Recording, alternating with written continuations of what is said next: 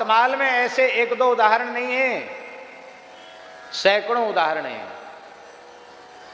अभी कबीर जी का चरित्र आप सुनेंगे, उनके चरित्र में भी ऐसे उदाहरण आवेंगे। योगक्षेमम भाम्यम।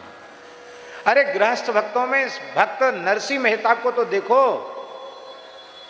भजन कीर्तन सत्संग को छोड़कर दूसरा कुछ नहीं करते हैं, उपार्जन के नाम पर कुछ नहीं करते हैं। और उनके पुत्र सांवल दास की बारात लेकर भी द्वारिकाधीश पहुंचते हैं। जो पुरोहित टीका करके आया था ना,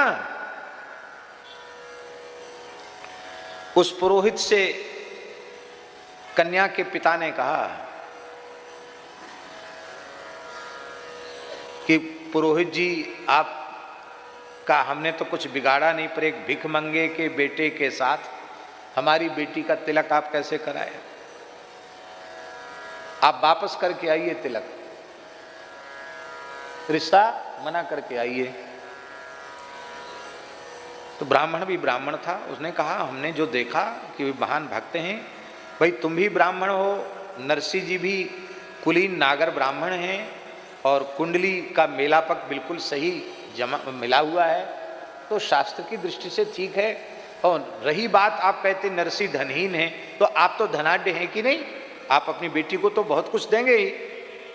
तो ये सब बातें नहीं, हमारी भी एक प्रतिष्ठा है, हम ऐसे तैसे के घर में अपनी बेटी नहीं ब्याह सकते, अब वापस करके आओ तिलक। ब्राह्मण बोला हम अंगूठा काट सकते हैं, पर जिस अंगूठे से तिलक हमने किया, हम तिलक वापस नहीं कर सकते।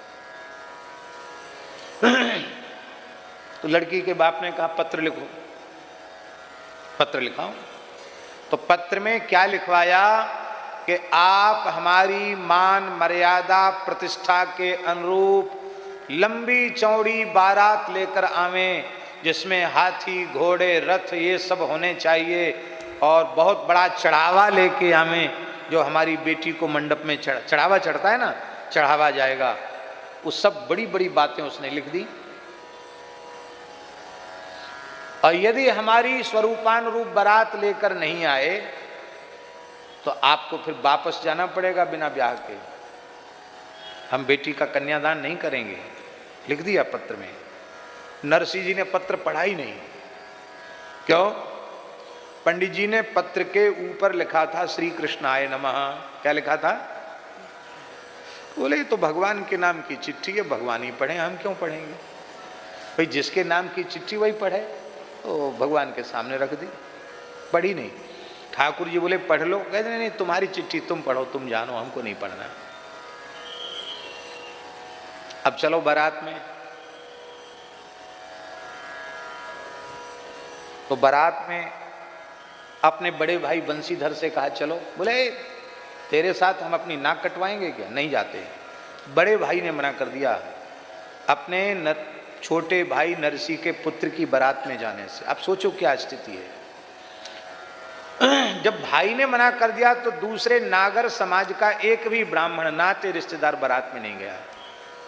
और नरसिंह जी के घर में बहुत महात्मा थे, 150 तो हमेशा रहते थे, उनमें 16 थे सूरदास, दृष्टिबाधित, वहीं कीर्तन करते थे। तो वो सूरदासों को तो उन्होंने बैलगाड़ी में बिठा लिया, टूटी फूटी बैलगाड़ी, और चल पड़े।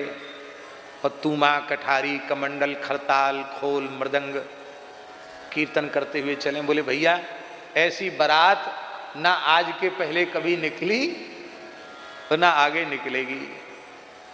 ठाकुर जी ने देखा ये तो हमारे नाम पर चल रहे हैं, इनकी तो बड़ी बेइज्जती होगी। ठाकुर जी बीच में ही आ गए। बोले कहाँ जा रहे हैं नरसिंह जी? बोले बस जा है, बारात जा रही, बारात लेके जा रहे हैं, चिट्ठी आई है। ठाकुर जी भी साथ लिए हैं। बोले वापस आ जाओगे? बोले आप जानो, आपके नाम चिट्ठी आई है। तब ठाकुर जी ने कहा ठीक है, थोड़ा यहाँ रुको, हम बारात की तैयारी करते हैं। भगवान, ये कलिकाल की घटना है महाराज जी। 56 करोड़ यदुवंशियों के सहित भगवान बारात में उपस्थित हुए। कितने? लाखों हाथी घोड़े थे।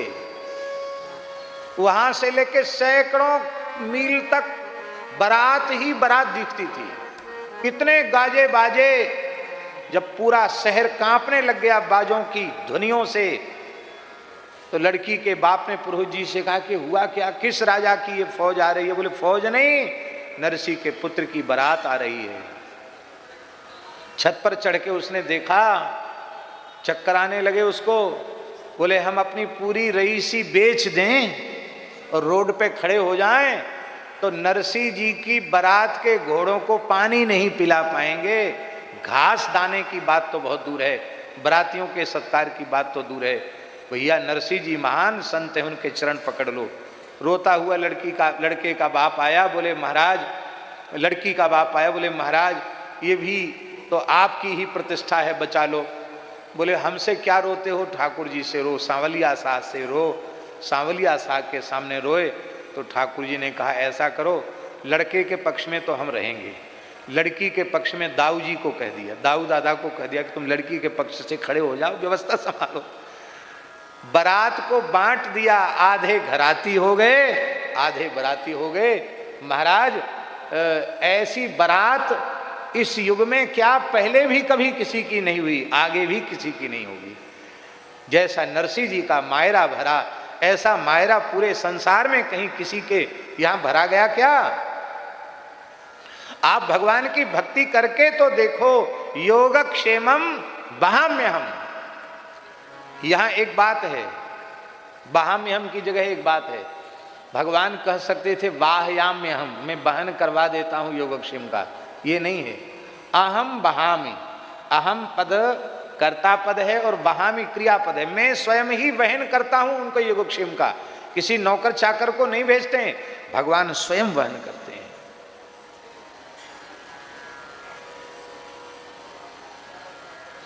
आप मानो चाहे न मानो, आप भले ही भगवान का स्मरण न करते हो, मेरी मान्यता तो ऐसी है कि संसार के सभी प्राणियों का योगक्षेम भगवान ही वहन कर रहे हैं।